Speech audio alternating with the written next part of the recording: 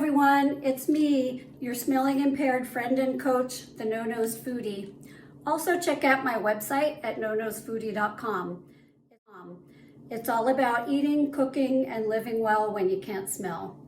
Today, I'm going to show you how to make this delicious egg roll crunch bowl.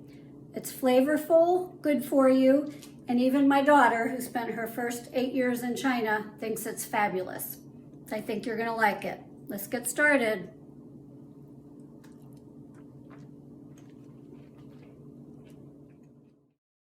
Here are the ingredients for our egg roll crunch bowl, already prepped and ready to go.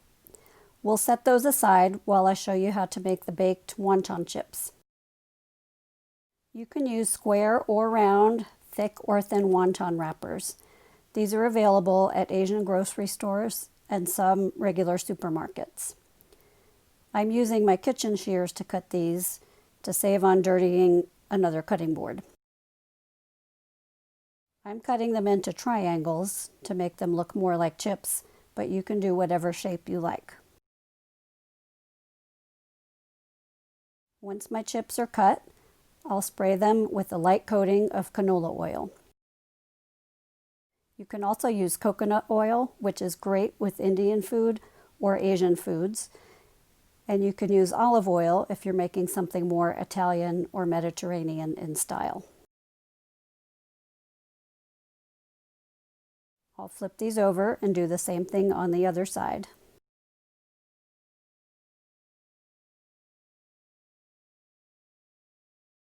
Then we'll sprinkle them with a light dusting of kosher salt and some black sesame seeds, which I prefer over the light colored sesame seeds because they add a pop of color, which makes it more interesting.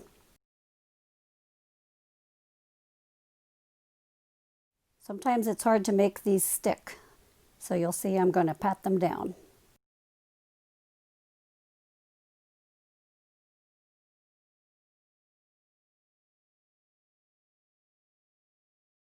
Once they're ready to go, they'll go into the oven at 350 degrees for about 3 to 5 minutes until they're golden. Keep a close eye on these because they do cook really quickly, especially the thin ones, and they'll burn fast if you're not watching. Here I have my wok heating up on medium to high heat, and I'm adding 2 tablespoons of canola oil. Once that starts to get hot, we'll give it a swirl to coat the pan and add our chopped onion. This is white onion, which is the mildest.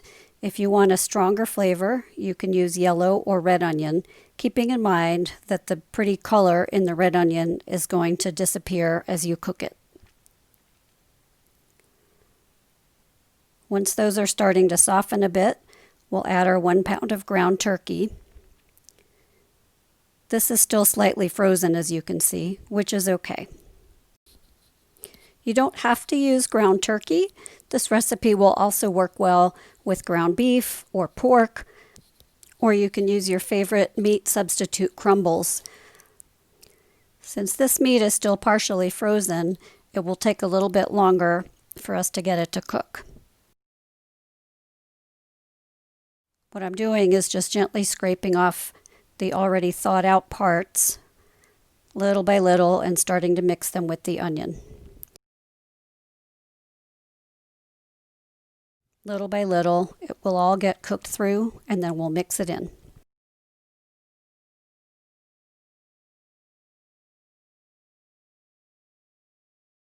Next, we'll add our minced garlic, followed by the minced fresh ginger root.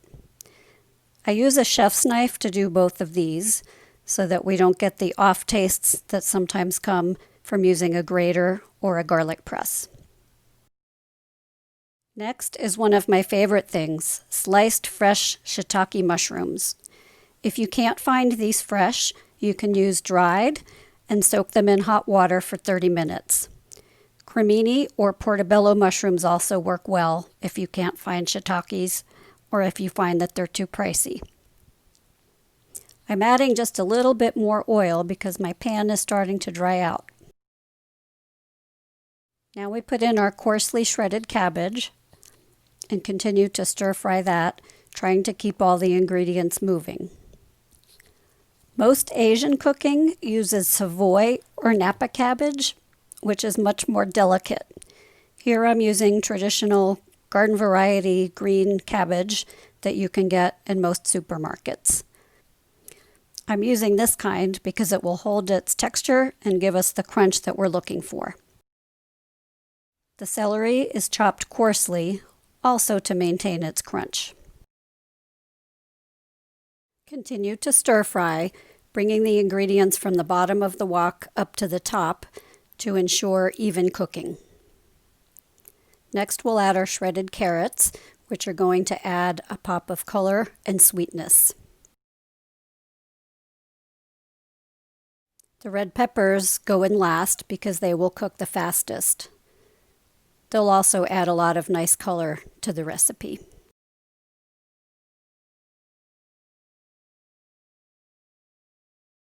Once everything starts to soften a bit, we'll add a 1/3 cup of soy sauce.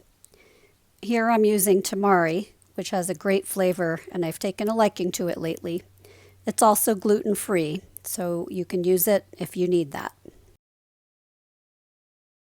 Here's our cornstarch, which has been dissolved in very cold water, and we're going to mix it in quickly so that it doesn't turn into lumps. It will thicken the sauce slightly and give our dish a nice shine.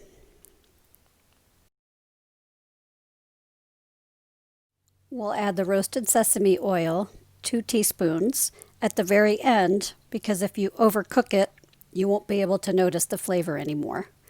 You can use more or less, depending on your preference. Now we're going to make our egg roll crunch bowl. So we'll put a serving of the stir-fried ingredients into the bowl, top with sliced green onions and coarsely chopped cilantro, black sesame seeds, and a big squeeze of fresh lime, which really brightens up the dish. I find that that's really important since losing my sense of smell.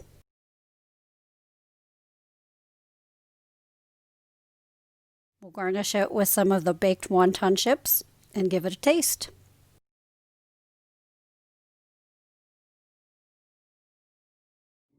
So here's egg roll crunch bowl.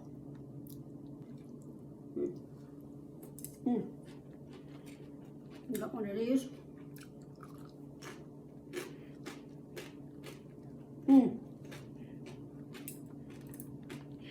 This is so good. We're having it for dinner in a few minutes and my family is already salivating. I like mine with an extra squeeze of fresh lime and ground roasted Szechuan peppercorns. It really adds some heat and acid, which we no-nose people really appreciate. The recipe is at the bottom of the page and on my website. Give it a try and let me know what you think. Please don't forget to click like if you enjoyed this video and subscribe to my channel if you'd like to continue this journey together. Thanks for watching and we'll see you next time.